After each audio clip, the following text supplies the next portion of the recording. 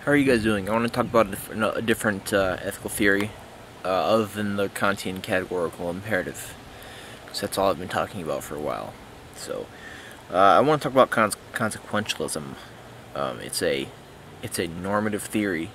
Now, I want to talk about what a normative theory is. Now, when I'm talking about normative theories, I'm talking about first-order ethical questions. First-order ethical question is a question discussing about like what is the tenet, what is the principles, what are the moral principles that should govern what one does, and what's going to confer morality, what's going to confer rightness,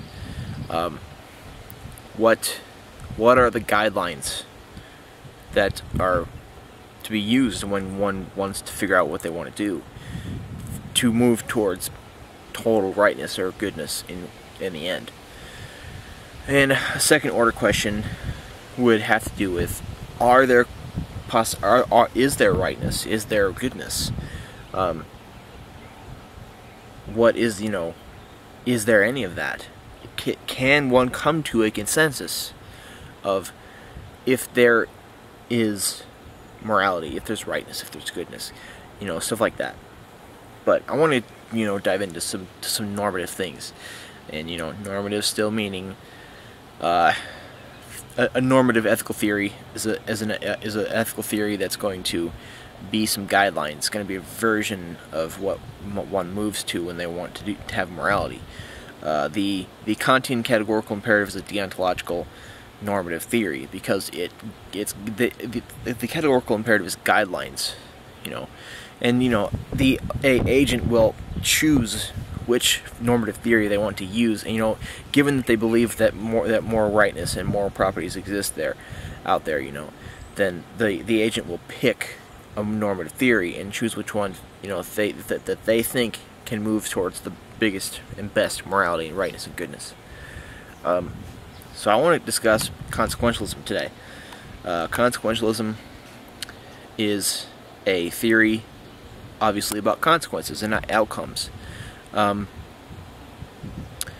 Consequentialism is a normative ethical theory which bases the good on consequences, the outcome of an action. The outcome of an action can mean a lot of things. There are various ethical theories. There's various ethical theories that are consequential. There's hedonism. There's desire theory, which means, like, let's say a hedonism is the value theory, which values rightness on pleasure, where that's a consequentialist theory, because a hedonist consequentialist will do action A because action A will end up giving the agent the most pleasure. So it's all about, if I do action A, then outcome A will come out. Now, then there's desire theory, which means if I do action A, I will get desire B,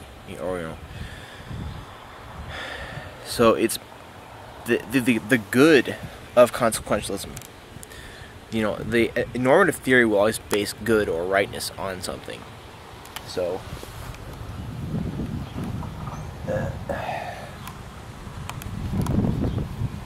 good is always based on that action.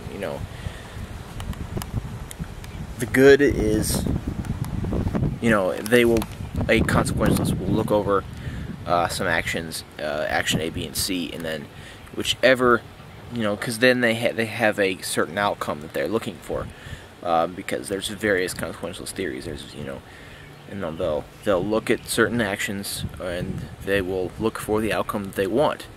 They will pick a certain action based on an outcome. Now, this varies a lot. You have various consequentialist theories. You have utilitarianism, you have hedonism, you have desire theory, you have perfectionism, you have a lot of things like that. Now, what this means, like I said earlier, hedonism is the value theory, which values the good, or that which holds the good to be the best and most pleasure, and desire theory holds the good on the best and most desires being fulfilled. A perfectionist, perfectionist theories, it's often called that, and it's often not, but this means that a consequentialist of this variety will not just base, if they won't just base the good on getting what they want, getting their pleasures, getting their desires. They will base, let's say they'll base the good on success, or achievement. They base that on overall achievement, or learning something, doing something like that. So basically, a consequentialist can, they call them perfectionists, or basically a lot of people who don't base the good on just having their desires or pleasures fulfilled. Which means a consequentialist can pick any certain thing, any certain still rather broad thing, though, that the good is, that the good is. So, which means basically that, and consequentialism is just like that. And then you have the utilitarians. Now, I've talked about utilitarianism before in a couple videos, but one of them, in one video I talked about just Nietzsche's, a part of Nietzsche's utilitarianism, but the big video on utilitarianism you can find right there. Because I'm not going to talk about that much, but I am going to go into Smart and Harsanyi's discussion of extreme, restricted, and act and rule utilitarianisms. So I'm going to go deep into that for a little bit, and I'm not really going to go into Bentham and Mill's utilitarianism that much today. I'm just going to discuss that, but that's what I think that's a good idea. I think is consequentialism, and then I'll discuss more of that later. And I wanna end this video here, and I'll come back and